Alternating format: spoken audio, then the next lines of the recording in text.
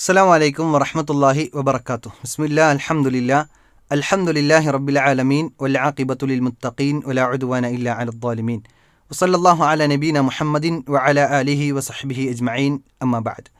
അല്ലാഹുമ്മ റബ്ബി ഇശ്റഹ് ലി സദ്രി വയസ്സിർ ലി അംരി വഹ്ലുൽ ഉഖ്ദതം മിൻ ലിസാനി യഫ്ഖഹു ഖൗലി.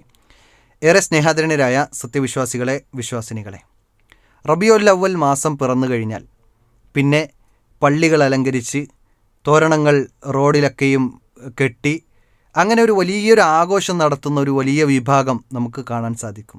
അതിലപ്പുറം മഗ്‌രിബിന് ശേഷം പ്രത്യേകമായി ഒരു മൗലൂദ് പാരായണം ചെയ്യുന്ന ആളുകളെയും കാണാൻ സാധിക്കും. ഇതൊക്കെ പറയുമ്പോൾ ഇത് പ്രവാചകനോടുള്ള സ്നേഹമില്ലാത്തവരാണ്, വഹാബികളെന്ന് തെര്യപ്പെടുത്തുന്ന ചില ആളുകളെ നമുക്ക് സമൂഹത്തിൽ കാണാൻ സാധിക്കും. യഥാർത്ഥത്തിൽ ഇതെന്തുകൊണ്ട് പറയുന്നു? ഒരിക്കലും പ്രവാചകനോടുള്ള സ്നേഹമില്ലാത്തതുകൊണ്ടല്ല. പ്രവാചകനോട് അങ്ങേയറ്റത്തെ സ്നേഹവും സമുദായത്തോട് ചില ബാധ്യതയുള്ളതുകൊണ്ടും മാത്രമാണ് ഇതിവിടെ പറയാൻ ഉദ്ദേശിക്കുന്നത്. പ്രവാചക സ്നേഹമെന്ന് പറഞ്ഞുകൊണ്ട് റബീഉൽ അവ്വൽ മാസം പിറക്കുമ്പോൾ ഒരു 12 ദിവസം പ്രത്യേകമായി ചെയ്യേണ്ട പുണ്യങ്ങളെന്ന് പറഞ്ഞുകൊണ്ട് പ്രത്യേകമായി പ്രവാചകൻ സല്ലല്ലാഹു അലൈഹി വസല്ലം ഒന്നും പഠിപ്പിച്ചു തന്നിട്ടില്ല. സ്വഹാബത്തിന് അതിനെക്കുറിച്ച് ഒരു അക്ഷരം അറിയില്ല, താബിയകൾക്കറിയില്ല, തബഅത്താബിയങ്ങൾക്കറിയില്ല. ഇന്ന് കാണുന്ന രൂപത്തിലുള്ള ഒരു പ്രവാചക സ്നേഹവും അവർ ജീവിതത്തിൽ കാണിച്ചു തന്നിട്ടില്ല. നമുക്ക് പ്രമാണമാരാൻ? പ്രവാചകൻ സല്ലല്ലാഹു അലൈഹി വസല്ലം പഠിപ്പിച്ചു നൽകണം, സ്വഹാബത്ത് ജീവിതത്തിൽ കാണിച്ചു നൽകണം. ഇതൊന്നുമില്ലാത്ത സ്ഥിതിക്ക് നമ്മൾ എങ്ങനെയാണ് ഇതിനെ ആചരിക്കുക? പ്രവാചക സ്നേഹം ഒരു മുസ്ലിമിൻ്റെ ബാധ്യതയാണ്. ഒരു മുസ്ലിം നിർബന്ധമായും പ്രവാചകനെ സ്നേഹിച്ചിരിക്കണം. സ്വന്തം നഫ്സിനേക്കാൾ സ്നേഹിക്കേണ്ടത് പ്രവാചകൻ സല്ലല്ലാഹു അലൈഹി വസല്ലമയാണ്. അതുകൊണ്ട് തന്നെ പ്രവാചക സ്നേഹം മുസ്ലിമീങ്ങൾക്ക് ബാധ്യതയുള്ളതാണ്. എന്നാൽ പ്രവാചക സ്നേഹമെന്ന് പറഞ്ഞുകൊണ്ട് ഇന്ന് സമൂഹത്തിൽ കാട്ടിക്കൂട്ടിക്കൊണ്ടിരിക്കുന്ന ചില വസ്തുതകൾ, അതിലെ മങ്കൂസ് മൗലൂദ്, പ്രധാനമായും ഓതുന്ന മൗലൂദാണല്ലോ മങ്കൂസ് മൗലൂദ്, അതിലെ ചില ഭാഗങ്ങളും അത് പ്രവാചകൻ്റെ മദ്ഹാണ് എന്ന് പറഞ്ഞുകൊണ്ട് ആളുകളെ തെറ്റിദ്ധരിപ്പിക്കാൻ, പ്രവാചകൻ്റെ മദ്ഹല്ലേ, പ്രവാചകൻ്റെ മദ്ഹ് പറയുന്നതിൽ എന്താണ് തെറ്റ് എന്നാണ് പലപ്പോഴും ചോദിക്കാറുള്ളത്. എന്നാൽ മങ്കൂസ് മൗലൂദ് പ്രവാചകൻ്റെ മദ്ഹ് മാത്രമാണോ അതിലുള്ളത്? അതിൽ പ്രവാചകൻ സല്ലല്ലാഹു അലൈഹി വസല്ലമയെ പുകഴ്ത്തൽ മാത്രമാണോ? നമുക്കൊന്ന് പരിശോധിക്കേണ്ടതുണ്ട്. അതിൻ്റെ തുടക്കത്തിലുള്ള പേജ് എടുത്താൽ മാത്രം 5 കളവുകൾ കാണാൻ സാധിക്കും. മങ്കൂസ് മൗലൂദിൽ 50-ലേറെ കളവുകളുണ്ട്. അത് പൂർണ്ണമായി വിശദീകരിക്കാനുള്ള സമയം ഇവിടെയല്ല. അത് നിങ്ങൾ ഓരോരുത്തരും അതിൻ്റെ അർത്ഥങ്ങൾ വച്ച് ഉസ്താദിനെ പിടിച്ചിരുത്തി ഇതിൻ്റെ ഓരോ അർത്ഥവും വെച്ച് നൽകണം, ഇതിൻ്റെ വിശദീകരണം പറഞ്ഞു തരണം എന്ന് നിങ്ങൾ ഓരോരുത്തരും, അത് ചൊല്ലുന്ന ഓരോരുത്തരും അത് ആത്മാർത്ഥതയുണ്ട് എങ്കിൽ, പ്രവാചകൻ്റെ മദ്ഹാണ് എന്നും ഇതിലെനിക്ക് കൂലി കിട്ടണമെന്നും ഉദ്ദേശമുള്ള അങ്ങനെ ചെയ്യുന്ന ആളുകൾ ഉണ്ട് എങ്കിൽ, സഹോദരങ്ങളെ, സഹോദരിമാരെ, നിങ്ങൾ ഓരോരുത്തരും നിങ്ങളുടെ ഉസ്താദുമാരെടുത്ത് അതിൻ്റെ കിതാബുമായി ചെന്ന് ഇതിൻ്റെ വരികളൊന്നും എനിക്ക് വിശദീകരിച്ച് നൽകണം, അർത്ഥം വച്ച് പറഞ്ഞു തരണം എന്ന് ചോദിച്ചാൽ ഉസ്താദുമാർ കമ എന്ന അക്ഷരം മിണ്ടുകയില്ല. നമുക്ക് അതിൻ്റെ ആദ്യത്തെ പേജിലുള്ള 5 കളവുകൾ ഇവിടെ പൊളിക്കാം. ഒന്നാമത് എന്താണ് പറയുന്നത്? വഔജദ നൂറഹു ഖബല ഖൽഖിൽ ആലം. ഈ ലോകത്തെ സൃഷ്ടിക്കുന്നതിന് മുമ്പ് പ്രവാചകൻ സല്ലല്ലാഹു അലൈഹി വസല്ലമയുടെ പ്രകാശത്തെ സൃഷ്ടിച്ചു. ഒന്നാമത്തെ കളവൻ. ഒന്നാമത്തെ കളവ് തന്നെ പ്രവാചകനെ ഈ ലോകത്തെ മുഴുവൻ സൃഷ്ടിക്കുന്നതിന് മുമ്പ് അള്ളാഹുവിൻ്റെ റസൂൽ സല്ലല്ലാഹു അലൈഹി വസല്ലമയുടെ പ്രകാശത്തെ സൃഷ്ടിച്ചു എന്നാണ്. ഇത് ഖുർആനിനെതിരാണ്, ഹദീസിനെതിരാണ്. ആദ്യമായി സൃഷ്ടിച്ചത് എന്ത് എന്ന് റസൂലുള്ളാഹി സ്വല്ലല്ലാഹു അലൈഹി വസല്ലമ പഠിപ്പിച്ചു തന്നിട്ടുണ്ട്. അതുകൊണ്ട് ഖുർആനിനും തിരുവചനങ്ങൾക്കും എതിരായ ഒന്നാമത്തെ പ്രസ്താവന മങ്കൂസ് മൗലൂദിൽ കാണാം. അത് കളവാണ്. രണ്ടാമത്തത് എന്താ? രണ്ടാമത്തത് വീണ്ടും പറഞ്ഞു, അലാ ഹുവല്ലദീ തവസ്സല ബിഹി ആദം. പ്രവാചകൻ സല്ലല്ലാഹു അലൈഹി വസല്ലമയുടെ ആ പ്രകാശം കൊണ്ട് ആദം അലൈഹിസ്സലാം തവസ്സുൽ ചെയ്തു എന്നാണ് രണ്ടാമത്തെ കളവ്. മൂന്നാമത്തത് വസ്തഗാസ ബിഹി നൂഹുൻ. നൂഹ് അലൈഹിസ്സലാം ഇസ്തിഗാസ നബിയോട് ചെയ്തു എന്നാണ്. നൂഹ് നബി അലൈഹിസ്സലാം ഇസ്തിഗാസ നബിയോട് ചെയ്തു. വകാന ഫി സുൽബി ഇബ്രാഹിം. റസൂലുള്ളാഹി സ്വല്ലല്ലാഹു അലൈഹി വസല്ലമയുടെ ആ പ്രകാശം ഇബ്രാഹിം നബി അലൈഹി സ്വലാമിൻ്റെ മുതുകിലായിരുന്നു. എപ്പോൾ? ഇബ്രാഹിം നബി അലൈഹി സ്വലാമിനെ തീക്കുണ്ടാരത്തിലേക്ക് വലിച്ചെറിയുമ്പോൾ. അങ്ങനെ തീക്കുണ്ടാരത്തിലേക്ക് വലിച്ചെറിഞ്ഞ സന്ദർഭത്തിൽ ആ പ്രവാചകൻ്റെ നൂറ് ഇബ്രാഹിം നബി അലൈഹി സ്വലാമിൻ്റെ സുൽബിൽ ഉണ്ടായിരുന്നത് കൊണ്ടാണ് ആറാമത്തെ കളവ് വീണ്ടും പറയുന്നു, അല്ല 5-ാമത്തെ കളവ് പറയുന്നു. എന്താണ്? ആ മുതുകിലുണ്ടായിരുന്നത് കൊണ്ടാണ് തീ അണഞ്ഞത് എന്ന്. എന്നാൽ വിശുദ്ധ ഖുർആനിനെതിരാണിത്. അള്ളാഹുവാണ് തീയോട് പറഞ്ഞത്, യാ നാറക്കൂനി ബർദം വസലാമ, ഈ തീയെ നീ ഇബ്രാഹീമിന് ഒരു തണുപ്പും അതുപോലെ തന്നെ ശാന്തിയുമായി മാറണം എന്ന് അള്ളാഹുവിൻ്റെ കൽപ്പനയാണ്. ഇവിടെ മങ്കൂസ് മൗലൂദിൽ പറയുന്നു, ആ മങ്കൂസ് മൗലൂദ് അതിൻ്റെ തുടക്ക ഭാഗങ്ങളിൽ പറയുന്നു, ഇബ്രാഹിം നബി അലൈഹി സ്വലാമിൻ്റെ സുൽബിൽ നബി സല്ലല്ലാഹു അലൈഹി വസല്ലമയുടെ പ്രകാശം ഉണ്ടായിരുന്നത് കൊണ്ടാണ് അങ്ങനെ സംഭവിച്ചത് എന്ന്. വിശുദ്ധ ഖുർആനിന് പച്ചയായി എതിരാകുന്ന വാക്യങ്ങളാണ് യഥാർത്ഥത്തിൽ മങ്കൂസ് മൗലൂദിൽ കാണാൻ സാധിക്കുന്നത്. തീർന്നില്ല, ഇതൊക്കെ ഒരു പുണ്യമാണ് എന്ന് പറയണമെങ്കിൽ പ്രവാചകൻ പഠിപ്പിക്കണ്ടേ? റസൂലുള്ളാഹി സ്വല്ലല്ലാഹു അലൈഹി വസല്ലമ എന്താ നമുക്ക് പഠിപ്പിച്ചു തന്നത്? നിങ്ങളെ സ്വർഗത്തിലേക്ക് അടുപ്പിക്കുന്ന ഒന്നും ഞാൻ വിട്ടേച്ചു പോയിട്ടില്ല, നിങ്ങൾക്ക് പറഞ്ഞു തരാതെ ഞാൻ പോയിട്ടില്ല. അത്ര കണ്ട് പ്രവാചകൻ നമ്മുടെ വിഷയത്തിൽ ആത്മാർത്ഥതയും താല്പര്യമുള്ള വ്യക്തിയുമായിരുന്നു. ഹരീസുൻ അലൈക്കും ബിൽ മുഅ്മിനീന റഊഫുർ റഹീം എന്നല്ലേ റസൂലുള്ളാഹി സ്വല്ലല്ലാഹു അലൈഹി വസല്ലമയെക്കുറിച്ച് പറഞ്ഞത്? നമ്മളെ വിഷയത്തിൽ അത്ര കണ്ട് താല്പര്യമുള്ള വ്യക്തിയായിരുന്നു. സ്വർഗത്തിലേക്ക് അടുപ്പിക്കാൻ, നരകത്തിൽ നിന്ന് രക്ഷപ്പെടുത്താൻ എന്തൊക്കെ വേണമോ അതൊക്കെ നമുക്ക് പഠിപ്പിച്ചു തന്നിട്ടുണ്ട്.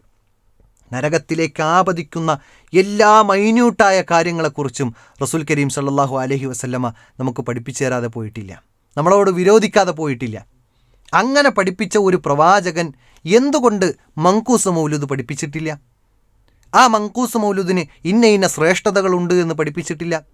ആ മങ്കൂസ് മൗലൂദ് റബീഉൽ അവ്വൽ 12 പാരായണം ചെയ്യണമെന്നോ അല്ലെങ്കിൽ റബീഉൽ അവ്വൽ 1 മുതൽ 12 വരെ മഗ്‌രിബ് നിസ്കാരത്തിന് ശേഷം നിങ്ങൾ ഒരുമിച്ചിരുന്ന് പാരായണം ചെയ്യണം എന്ന് പഠിപ്പിച്ചിട്ടില്ല. ഇവിടെ കുമ്മനം അസ്ഹരി അദ്ദേഹം മൗലൂദിൻ്റെ ശ്രേഷ്ഠതയും അതിൻ്റെ ഫളിലുകളും പറയാൻ, അത് നമുക്കൊന്ന് കേട്ടു നോക്കാം. ഇത് തഴവാസാദിന്റെ മവാഹിബുൽ ജലിയ തന്നെ ഉള്ള വരികളാണ്. നബിക്കുള്ള മൗലിദ് വീട്ടിലും ഓതേണ്ടതാ, അതിനാൽ മുസീബത്തൊക്കെയും നീങ്ങുന്നതാ. കള്ളന്റെ ശല്യം തന്നെയും ഒതുങ്ങുന്നതാ, ദാരിദ്ര്യവും നീങ്ങുന്നതായി കാണുന്നതാ. ഹർക്കും വബ ഇവയൊക്കെയും കാക്കുന്നതാ, കണ്ണേറ് ഹസദ് നീങ്ങുവാൻ ഉതകുന്നതാ. കേട്ടില്ലേ സഹോദരങ്ങളെ? പ്രവാചകൻ സല്ലല്ലാഹു അലൈഹി വസല്ലമയുടെ മേൽ മൗലൂദ് പാരായണം ചെയ്താൽ കിട്ടുന്ന ഒരുപാട് ശ്രേഷ്ഠതകൾ, എല്ലാവരുടെ വീട്ടിലും അത് പാരായണം ചെയ്യണം എന്നൊക്കെ പ്രത്യേകം അദ്ദേഹം ആഹ്വാനം ചെയ്യുന്നുണ്ട്. എന്തൊക്കെ നേട്ടങ്ങളാണ് കിട്ടാനിരിക്കുന്നത്? റസൂലുള്ളാഹി സ്വല്ലല്ലാഹു അലൈഹി വസല്ലമയ്ക്ക് ഇത് അറിയില്ലായിരുന്നോ? നിങ്ങളുടെ വാദപ്രകാരം പ്രവാചകൻ അതറിയില്ല, സഹാബത്തിന് അതറിയില്ല, അതുകൊണ്ട് തന്നെ അവർക്ക് ആ നന്മകൾ നഷ്ടപ്പെട്ടു പോയി എന്നാണ് നിങ്ങൾ വാദിക്കുന്നത്. എത്ര വലിയ ബാലിശമായ വാദമാണ് അദ്ദേഹം പറയുന്നത്! തീർന്നില്ല, ഇവർ ന്യായം പറയുന്നത് എന്താ? പ്രവാചകൻ്റെ മേലുള്ള സ്വലാത്താണത്, ഇത് മദ്ഹാണ് എന്ന്. കാരണം അതിൻ്റെ ഇടയിലൊക്കെ പുട്ടിന് തേങ്ങയിടുന്നത് പോലെ സ്വലാത്തും വ തസ്ലീമുൻ വ അസ്കാ തഹിയ്യതി അലൽ മുസ്തഫൽ മുഖ്താരി ഖൈറുൽ ബരിയത്തി എന്ന് പറഞ്ഞുകൊണ്ട് ചില വാക്യങ്ങൾ ഇതിന് പുട്ടിന് തേങ്ങയിടുന്നത് പോലെ ഇടയ്ക്കിടയ്ക്ക് സ്വലാത്തുണ്ട്. അതാണ് ഈ ആളുകൾ കൂടിയിരിക്കുന്ന സമയത്ത് ബാക്കിയൊക്കെ ഇങ്ങനെ മുസ്ലിയാർ പറയും, എന്നാൽ ഈ സ്വലാത്ത് മാത്രം എല്ലാവരെ കൊണ്ടും സ്വലാത്തും വ തസ്ലീമും വ അസ്കാ തഹിയ്യതി അലൽ മുസ്തഫൽ മുഖ്താരി ഖൈറുൽ ബരിയത്തി എന്ന് പറഞ്ഞുകൊണ്ട് ആളുകളെ കൊണ്ട് പറയിപ്പിക്കും.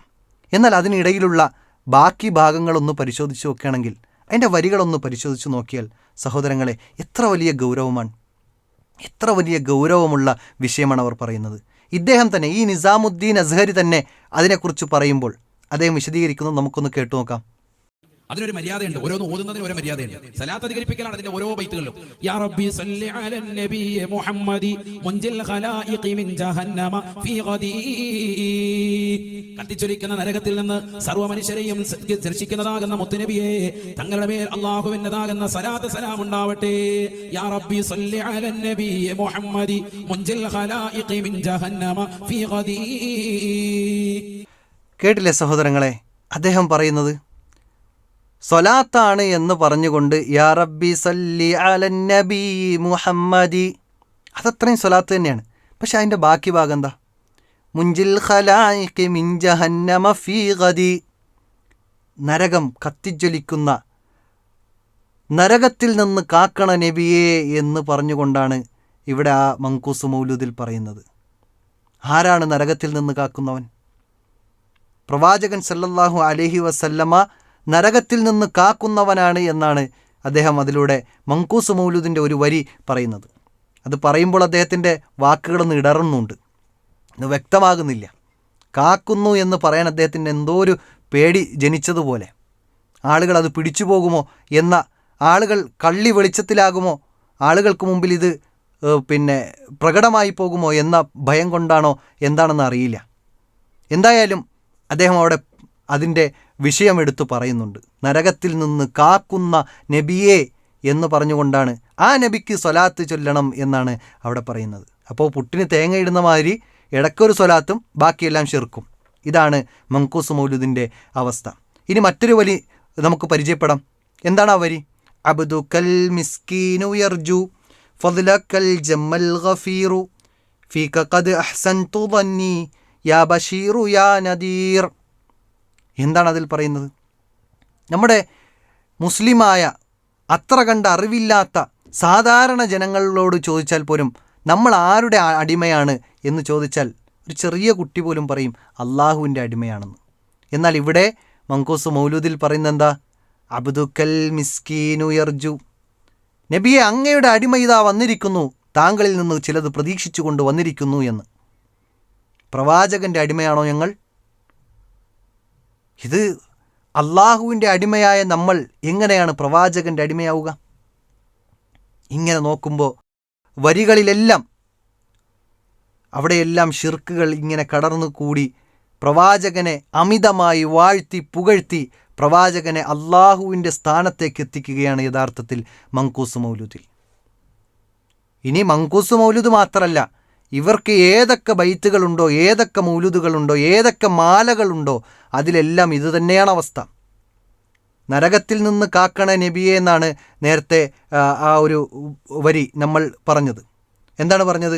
യാ റബ്ബി സല്ലി അലൻ നബി മുഹമ്മദി മുൻജിൽ ഖലായിക് മിൻ ജഹന്നമ ഫീ ഗദി. ജഹന്നം എന്ന് പറയുന്ന കത്തിജ്വലിക്കുന്ന നരകത്തിൽ നിന്ന് നബിയെ ഞങ്ങളെ രക്ഷിക്കണേ എന്ന് നബിയോട് പ്രാർത്ഥിക്കുന്നു. എന്നാൽ ചരിത്രം ഒന്ന് എടുത്തു നോക്കുമ്പോൾ പ്രവാചകൻ സല്ലല്ലാഹു അലൈഹി വസല്ലമ സ്വന്തം മകളോട് പറയാണ്, അൻഖിദി നഫ്സകി മിനന്നാർ ഫഇന്നി ലാ അംലികു ലകി മിനല്ലാഹി ഷൈഅ. ഇമാം ബുഖാരി റഹ്മഹുല്ലയും മുസ്ലിം റഹ്മഹുല്ലയും ഉദ്ധരിച്ച ഹദീസാൻ. അതിൽ വ്യക്തമായി പറയുന്നു, സ്വന്തം മകളോട് പറയാൻ, മകളെ ഫാത്തിമ, നീ നിൻ്റെ ശരീരത്തെ നരകത്തിൽ നിന്ന് കാക്കണം, അതിനുവേണ്ട എല്ലാ പണികളും നിങ്ങൾ ദുനിയാവിൽ എടുക്കണം. ഞാൻ അള്ളാഹുവിൻ്റെ അടുക്കൽ ഒന്നും ഉടമപ്പെടുത്തുന്നില്ല കേട്ടോ, നിന്നെ നരകത്തിൽ നിന്ന് രക്ഷിക്കാൻ എനിക്കാവില്ല കേട്ടോ എന്ന് റസൂലുള്ളാഹി സ്വല്ലല്ലാഹു അലൈഹി വസല്ലം സ്വന്തം മകളോട് പറഞ്ഞിട്ടുണ്ടെങ്കിൽ, ഇവിടെ പ്രവാചകനോട് പ്രാർത്ഥിക്കുകയാണ്, നരകത്തിൽ നിന്ന് രക്ഷിക്കുന്ന പ്രവാചകരെ ഞങ്ങളെ രക്ഷിക്കണമെന്നു. ഇത് എല്ലാ മാലകളിലും മൗലൂദുകളിലും ഇത് തന്നെയാണ് അവസ്ഥ. മുഹൈദി മാല എടുത്തു നോക്കിയാൽ, എൻ്റെ മുരീദാരും നരകത്തിൽ ഇല്ലെന്ന് നരകത്തെ കാക്കും മാലക്ക് പറഞ്ഞോവാർ. അതായത് മുഹീദ്ദീൻ ഷെയ്ഖിൻ്റെ മുരീദായി കഴിഞ്ഞാൽ പിന്നെ നരകത്തിൽ ആരുമില്ല എന്ന്.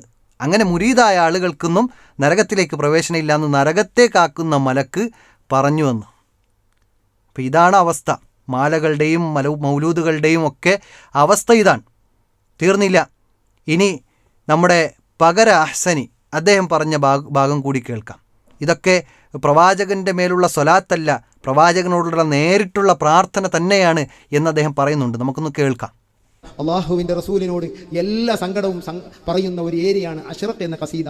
അതിൽ കുറേ സങ്കടം പറയുന്നുണ്ട് നബി സല്ലല്ലാഹു അലൈഹി തങ്ങളോട്. ആ സങ്കടങ്ങൾ ഓരോന്നോരോന്നായി പറയാൻ എനിക്ക് ടൈമില്ല. ചൊല്ലുമ്പോൾ ഓരോന്നിനും കൂടെ നമ്മുടെ മനസ്സിലെ വേവലാതികളും ദുഃഖങ്ങളും ഓരോന്നോരായി കൊണ്ടുവരാം. യാ നബി സലാം കുറച്ചോനെ പൗർസാൻ്റെ വാതിൽ മുത്തുനബിയെ തങ്ങൾ പലതും ചെയ്തത് കേൾക്കുന്നു.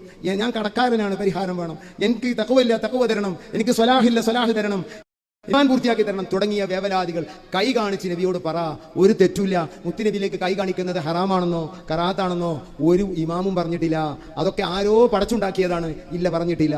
നബി തങ്ങളോട് ഏത് സങ്കടവും പറയാം, കൈ കാണിക്കാം, ദുഃഖങ്ങൾ പറയാം, ഏതും ഉച്ചത്തിൽ പറയാം, മെല്ലെ പറയാം. മുത്തുനബിന്റെ ഖബർ ഷരീഫിന്റെ അടുത്താവുമ്പോൾ ഉറക്കെ പറയരുത്, കരുതി കൂട്ടി ഉറക്കെ ആക്കരുത് മാത്രം. നമ്മുടെ നാട്ടിൽ നിന്നൊക്കെ പറയുമ്പോൾ സങ്കടപ്പെട്ട് പറയുന്നതിന് ഒരു പ്രശ്നമില്ല. അവിടുന്ന് സങ്കടപ്പെട്ട് പറയാം, ഒച്ചത്തിൽ അവിടെ പറയരുത്. അത് മറ്റൊരു കൽപ്പനയാണ്. അപ്പോൾ റസൂലുള്ളാഹി തങ്ങളെ വിളിച്ച് സങ്കടങ്ങൾ പറയാം. അബ്ദുക്കൽ മിസ്കീൻ, നബിയെ അവിടുത്തെ പാവപ്പെട്ട അടിമ, ഇർജു ഫദ്ലക്കൽ ജമ്മൽ ഗഫീർ, അവിടുത്തെ വലിയ ധർമ്മം പ്രതീക്ഷിച്ചാ നിൽക്കുന്ന നബിയെ, എന്നെ രക്ഷിക്കണം നബിയെ, എനിക്ക് കൈതരണം നബിയെ. ഇനി അദ്ദേഹം മാത്രമല്ല, അദ്ദേഹത്തിനെ പിന്താങ്ങിക്കൊണ്ട് നമ്മുടെ അഹ്സനി, നൗഷാദ് അഹ്സനി കൂടി രംഗപ്രവേശനം ചെയ്തിട്ടുണ്ട്. മാത്രമല്ല അദ്ദേഹം പറയുമ്പോൾ ഒന്നുകൂടി കടന്നുകൊണ്ട് പറയുന്നുണ്ട്, നമ്മളെ മങ്കൂസ് മൗലൂദ് നിർത്തണമെങ്കിൽ മാലകളും നിർത്തണം, മുഹിദ്ദീൻ മാല നിർത്തണം, അഷ്റഖ ബൈത്ത് നിർത്തണം, ഇങ്ങനെയൊക്കെ പറഞ്ഞുകൊണ്ട് അദ്ദേഹം വളരെ വ്യക്തമായി സമസ്തയുടെ നിലപാടെന്ത് എന്ന് പറയുന്നുണ്ട്. പ്രവാചകനെ വിളിച്ചു പ്രാർത്ഥിക്കണമെന്ന് തന്നെയാണ്, നേരിട്ട് വിളിച്ചു പ്രാർത്ഥിക്കണമെന്ന് തന്നെയാണ് പറയുന്നത്. അപ്പോൾ ഈ മങ്കൂസിലും മൗലൂദിലൊക്കെ നേരിട്ട് വിളിച്ചുള്ള പ്രാർത്ഥന തന്നെയാണ് എന്ന് അദ്ദേഹം സമ്മതിക്കുന്നുണ്ട്. ആ ഭാഗം കൂടി നമുക്കൊന്ന് കേൾക്കാം. അഷ്റഖ ബൈത്തിലേക്കാണ് ചെന്നാലോ, അബ്ദുക്കൽ മിസ്കീനു യർജു ഫളലകൽ ജമ്മൽ ഗഫീർ ഫീക ഖദ് അഹ്സൻതു ظني യാ ബശീറു യാ നദീർ. ഹബീബായ തങ്ങളെ, അങ്ങയുടെ സാധുവായ അടിമ ആഗ്രഹിക്കുന്നു അങ്ങയുടെ എല്ലാ ഔദാര്യങ്ങളും. ഞങ്ങൾ അങ്ങയിലാണ് പ്രതീക്ഷ വെച്ചിട്ടുള്ളത്. ഞങ്ങൾ അങ്ങയെക്കുറിച്ച് വിചാരിക്കുന്നത് അങ്ങേക്ക് അല്ലാഹു സർവ്വ കൈകാര്യങ്ങളും ചെയ്തിട്ടുണ്ട്, എല്ലാ അധികാരങ്ങളും അല്ലാഹു തന്നിട്ടുണ്ട് എന്നതാണ്. അതുകൊണ്ട് ഫാഗ്ഫിനി വാജിർനി യാ മുജീറു മിനസ് സഈരി യാ ഗിയാസി യാ മലാദി ഫീ മുലിമ്മാത്തിൽ ഉമൂരി. ഈ ഭാഷലക്ക് നിർത്തിക്കേണ്ടി വരും, മങ്കൂസ് മൗലൂദ് നിർത്തേണ്ടി വരും, കുതുബിയ്യത്ത് നിർത്തേണ്ടി വരും, റിഫായി മാല നിർത്തേണ്ടി വരും, മുഹിദ്ദീൻ മാല നിർത്തേണ്ടി വരും. കാരണം പറയല്ലേ, ഫഅഗ്സിനി, ഞങ്ങളെ സഹായിക്കണേ. നേരിട്ട് നിമിത്തൊന്നോടല്ല, നിമിത്തൊക്കെ വേറുണ്ട് തപസ്സിൽ, ഞങ്ങൾ പിന്നെ പഠിപ്പിക്കാം. ഇത് ഡയറക്റ്റാ. ഫഅഗ്സിനി, ഞങ്ങൾക്ക് നേർക്ക് നേരെ സഹായം വേണം. ഇതേ പറയാൻ കുറ്റോർപ്പില്ലേ? ഇല്ലെങ്കിൽ ഞങ്ങൾ പറഞ്ഞുതരാത്, മാറി നിൽക്ക്. വാജിർനി, ഞങ്ങളെ കാക്കണേ. യാ മുജീറു മിനസ് സഈർ, നരകത്തിൽ നിന്ന് കാക്കുന്ന റസൂലേ. വനജ്ജിഹി മിൻ ലദാ, വനജ്ജിനി എന്നുണ്ട്, വനജ്ജിഹി എന്നുണ്ട്. നജ്ജിഹി എന്ന് പറഞ്ഞാൽ ആ ഫുആദിനെ, അതാണ് എന്ന് തന്നെയാണ് അതിന്റെ അർത്ഥം. നജ്ജിനി എന്ന റിപ്പോർട്ടുണ്ട്. അപ്പൊ എന്നെ കാക്കണേ, മിൻ ലദാ, നരകത്തിൽ നിന്ന് കാക്കണേ മുഹിയുദ്ദീൻ ശൈഖിനോട്. അത് തന്നെ ഫഅഗ്സിനി വാജിർനി യാ മുജീറു മിനസ് സഈരി. കഴിഞ്ഞിട്ടില്ല. യാ ഗിയാസി യാ മലാദി, എന്റെ അഭയകേന്ദ്രമായ, എന്റെ സഹായത്തിന്റെ അവലംബമായ കേന്ദ്രമായ റസൂലേ. ഫീ മുലിമ്മാത്തിൽ ഉമൂരി, എല്ലാ ഇടങ്ങാറിന്റെ സമയത്തും, എല്ലാ മുസീബത്തിന്റെ നേരത്തും, എല്ലാ ബുദ്ധിമുട്ടിന്റെ നേരത്തും ഞങ്ങൾക്ക് കാവൽ തരണേ എന്ന് പറയാൻ പറ്റുന്ന സുന്നി, ആ സുന്നിയാണ് നമുക്ക് വേണ്ടത്. അങ്ങനെ എല്ലാ ഇടങ്ങേറിന്റെ നേരത്തും, എല്ലാ പ്രയാസഘട്ടത്തിലും നബിയെ വിളിച്ചു പ്രാർത്ഥിക്കാൻ കഴിയുന്ന സുന്നിയാകണം എന്നാണ് അദ്ദേഹം പറയുന്നത്. അങ്ങനെയുള്ളവരെ സുന്നി എന്നല്ല വിളിക്കുന്നത്, മുബ്തദഈ എന്നാണ് വിളിക്കുക, പുത്തൻവാദി എന്നാണ് വിളിക്കുക. കാരണം പ്രവാചകനോടല്ല തേടേണ്ടത്, പ്രവാചകനല്ല നമ്മുടെ അഭയകേന്ദ്രം, അള്ളാഹുവാണ് നമ്മുടെ അഭയകേന്ദ്രം. അള്ളാഹുവിലേക്കാണ് നമ്മളെല്ലാം തവക്കുൽ ചെയ്യുന്നത്. അതുകൊണ്ട് തന്നെ ഇങ്ങനെ മങ്കൂസ് മൗലൂദും അതുപോലെയുള്ള അനുബന്ധമായ മറ്റു മൗലൂദുകളും മാലകളും എടുത്തു നോക്കിയാൽ ശിർക്കൻ വരികൾ മാത്രമാണ്. ഒരിക്കലും പ്രവാചകനെ വാഴ്ത്തുക, പുകഴ്ത്തുക എന്നത് മാത്രമല്ല, പ്രവാചകൻ്റെ മേലുള്ള സ്വലാത്ത് മാത്രമല്ല. ഇനി നമുക്ക് വീണ്ടും മങ്കൂസ് മൗലൂദിലേക്ക് വന്നു കഴിഞ്ഞാൽ എന്താണ് അതിൽ പറയുന്നത് എന്ന് ഈ നൗഷാദ് അഹ്സനി തന്നെ ഒന്ന് വിശദീകരിക്കട്ടെ. മങ്കൂസ് മൗലൂദിൽ എങ്ങനെയാണ് നമ്മൾ പാടിയത്?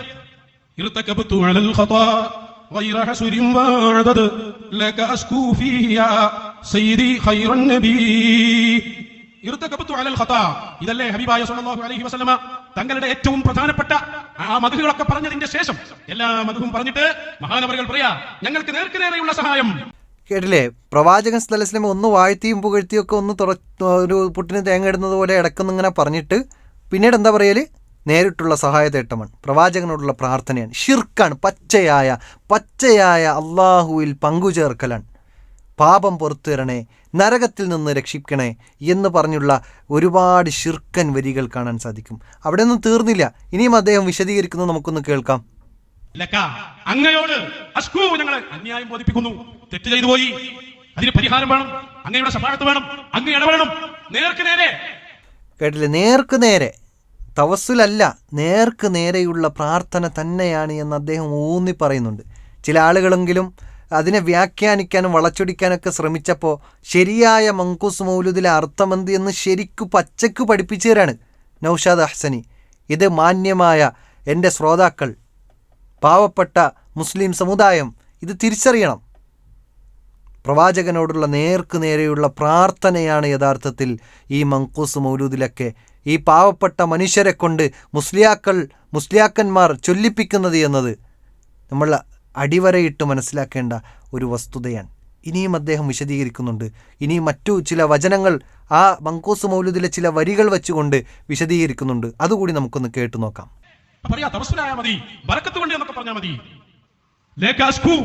പിന്നെ പറഞ്ഞെന്താ?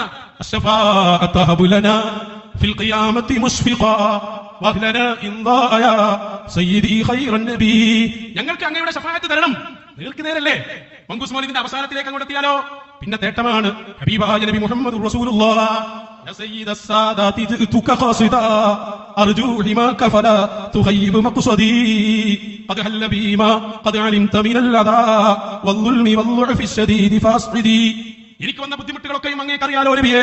അങ്ങയുടെ കാര്യത്തിൽ ഇടപെടണം. അങ്ങയെ പ്രതീക്ഷിച്ചുകൊണ്ടാണ് ഞാൻ വരുന്നത്. അങ്ങയുടെ വിരുന്നുകാരനാണ് ഞാൻ.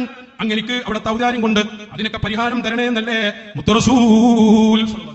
നേർക്ക് നേരെയുള്ള തേട്ടം അത് ഒഴിവാക്കണം എന്ന സംഭവമല്ല. കേട്ടില്ല, അദ്ദേഹം അവസാനം പറഞ്ഞു വയ്ക്കുന്നത് നേർക്ക് നേരെയുള്ള തേട്ടം ഒഴിവാക്കണമെന്ന് പറയുന്ന സംഭവം ഇവിടെ ഇല്ല. മങ്കൂസ് മൗലൂദിൽ മുഴുവനായും പ്രവാചകനോടുള്ള നേർക്ക് നേരെയുള്ള പ്രാർത്ഥനയാണ്. നമ്മുടെ എല്ലാം ആവലാദികൾ ബോധിപ്പിക്കുന്ന വരികളാണ് അവിടെ. പ്രവാചകനോടാണ് ഇതെല്ലാം ബോധിപ്പിക്കുന്നതും എന്നതാണ് മറ്റൊരു വസ്തുത. അതുകൊണ്ട് തന്നെ മങ്കൂസ് മൗലൂദ് ഒരിക്കലും പ്രവാചകൻ്റെ മേലുള്ള മദ്ഹല്ല, അതിൽ ഷിർക്ക് നിറഞ്ഞ വരികളുണ്ട്. അതുകൊണ്ടാണ് നമ്മൾ പറയുന്നത് ഇത് ബിദ്അത്ത് തന്നെയാണ്, 3 ഉത്തമ തലമുറയിൽ കാണാത്ത സംഗതിയാണ്, ഇതിൽ ഷിർക്കുണ്ട്, അത് ചൊല്ലുന്നതിൽ കൂലിയല്ല കുറ്റമാണ് ലഭിക്കുക എന്ന് സമൂഹത്തെ തെര്യപ്പെടുത്തുന്നത് ഇത്തരം ഗൗരവപരമായ ചില വസ്തുതകൾ അതിൽ അടങ്ങിയിട്ടുണ്ട് എന്നതുകൊണ്ട് തന്നെയാണ് നമ്മളിവിടെ ബോധ്യപ്പെടുത്തുന്നത്. അതല്ലാതെ പ്രവാചകനോട് ഇല്ലാത്തത് കൊണ്ടല്ല. ചില ആളുകളൊക്കെ പറഞ്ഞ് പ്രചരിപ്പിക്കുന്നത് വഹാബികൾക്ക് പ്രവാചകനോട് ഇഷ്ടമില്ല, അതുകൊണ്ടാണ് അവർ ഈ നബിദിനം ആഘോഷിക്കാത്തത്, പ്രവാചകൻ്റെ മേൽ സ്വലാത്ത് ചൊല്ലാത്തവരാണവർ എന്നൊക്കെ പറഞ്ഞുകൊണ്ട് കബളിപ്പിക്കുന്ന ചില മുസ്ലിയാക്കന്മാരെ കാണാൻ സാധിക്കും. പ്രവാചകനോട് അങ്ങേയറ്റത്തെ ഇഷ്ടമുണ്ടാകണം, അങ്ങനെ ഇഷ്ടമുള്ള ഒരു മനുഷ്യനെ ശരിയായ വിശ്വാസിയാവുകയുള്ളൂ എന്നാണ് വഹാബികൾ ഈ കേരള മണ്ണിൽ ഇതുവരെയും പറഞ്ഞിട്ടുള്ളത്. സ്വലാത്ത് ചൊല്ലിയാൽ 10 പ്രതിഫലമുണ്ട് എന്ന് വഹാബികൾ കേരള മണ്ണിൽ പറഞ്ഞിട്ടുണ്ട്.